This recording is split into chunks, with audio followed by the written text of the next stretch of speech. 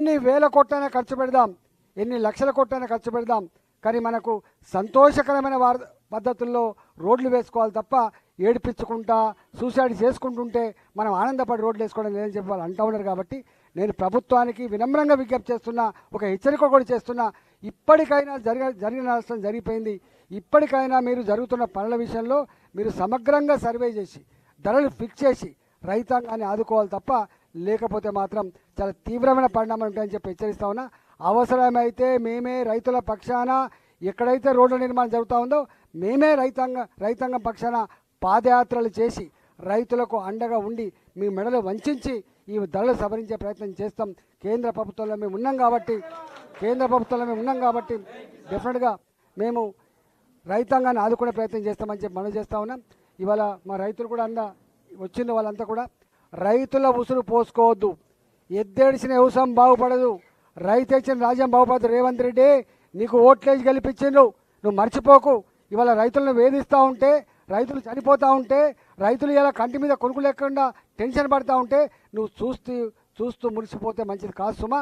మొన్న మీకు కూడా నిజమే ఇది కష్టంగా ఉందని చెప్పి మీరు ఎక్కడైతే ఇలా 4th సిటీ కోసం రోడ్లు వేస్తున్నారో ఒక్కొక్క ఎకరం 5 కోట్ల 6 కోట్ల రూపాయలు ఉన్నది, 5 కోట్ల 6 కోట్ల రూపాయలు ఉన్నది. కానీ ఇది విలువ 20 లక్షలు 30 లక్షలు ఉంది.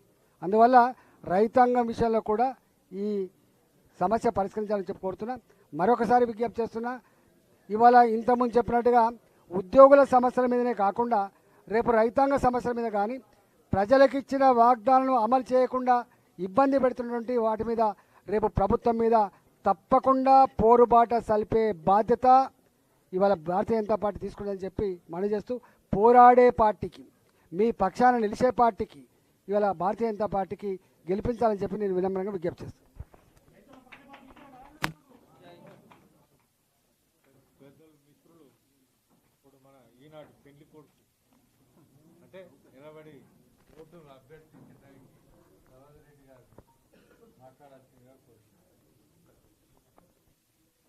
మన ప్రెస్ మిత్రులకు నమస్తులు తెలియజేస్తా ఉన్నా. ఇప్పుడే మరి ఎంపీ గారు ఈటల రాజేందర్ గారు అన్ని విషయాలు మేము ముందుంచడం జరిగింది. మరి ఈ నెల 27న జరగబోయే ఎమ్మెల్సీ ఎన్నికల్లో మరి నేను భారతీయ జనతా పార్టీ అభ్యర్థిగా తెలంగాణ ప్రాంత ఉపాధ్యాయ సంఘం, ఇతర ఉపాధ్యాయ సంఘాల మద్దతుతో పోటీ చేస్తా ఉన్నా. సహచర కార్యకర్తలకు అదేవిధంగా వరంగల్ ప్రెస్ మిత్రులందరికీ నమస్కారం.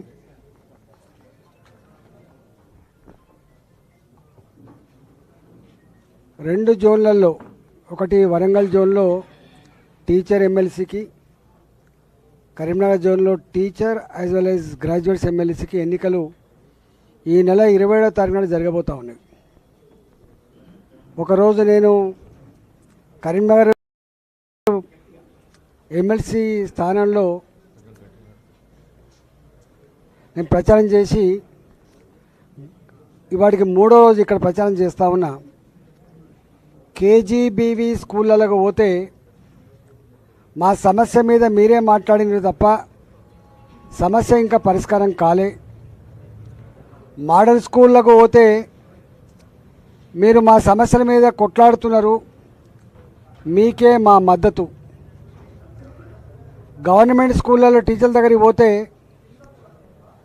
మాకు 5 డిఏలు పెండింగ్ ఉన్నాయి, మా పిఆర్సీ పెండింగ్ ఉంది, రిటైర్డ్ అయినటువంటి టీచర్లకు బెనిఫిట్స్ కూడా రావట్లేదు, అన్యాయం ఉన్నది. 317 జీవో తెచ్చి మా టీచర్లకు ప్రశాంతత లేకుండా చేసిండు కేసీఆర్. ఈ ప్రభుత్వం కూడా గట్టినే చేస్తూ ఉంది. ఇవన్నిటి మీద కొట్లాడగలిగే శక్తి సత్తా ఉంది, మీకే మా ఓటేస్తామని చెప్పి గవర్నమెంట్ స్కూల్ టీచర్లు, మోడల్ స్కూల్ టీచర్లు, ప్రైవేట్ స్కూల్ టీచర్లలో, ప్రైవేటు కాలేజీలలో 4 ఏళ్ళు అవుతుంది మా ఫీ రియంబర్స్మెంట్ రాక, జీతాలు ఇవ్వలేకపోతున్నాం, టీచర్లకు జీతాలు ఇవ్వలేకపోతున్నాం, కిరాయి భవనాలకు రెంట్లు కట్టలేకపోతున్నాం, కరెంటు బిల్లులకు కూడా కష్టమైపోతుంది, అప్పుల పాలవుతుంది. మేము కూడా ఎవరు గెలిచినా మళ్ళీ అధికార పార్టీకి పోయే ఆస్కారం ఉంది కాబట్టి మాకు కొట్లాడే వాళ్ళు కావాలి. టీఆర్ఎస్ మీద మాకు నమ్మకం లేదు కాబట్టి, కాంగ్రెస్ పార్టీ విఫలమైంది కాబట్టి కొట్లాడగలిగే వాళ్ళు మీరే కాబట్టి మీకే తప్పకుండా ఓటేస్తామని చెప్పి భావిస్తూ ఉన్నారు. నేను ఒకటే, మెడికల్ కాలేజీలలో టీచింగ్ స్టాఫ్ కావచ్చు, విశ్వవిద్యాలయాల్లో టీచింగ్ స్టాఫ్ కావచ్చు, జూనియర్ డిగ్రీ పీజీ కాలేజీల్లో టీచింగ్ స్టాఫ్ కావచ్చు, గవర్నమెంట్ స్కూళ్ళల్లో, అదేవిధంగా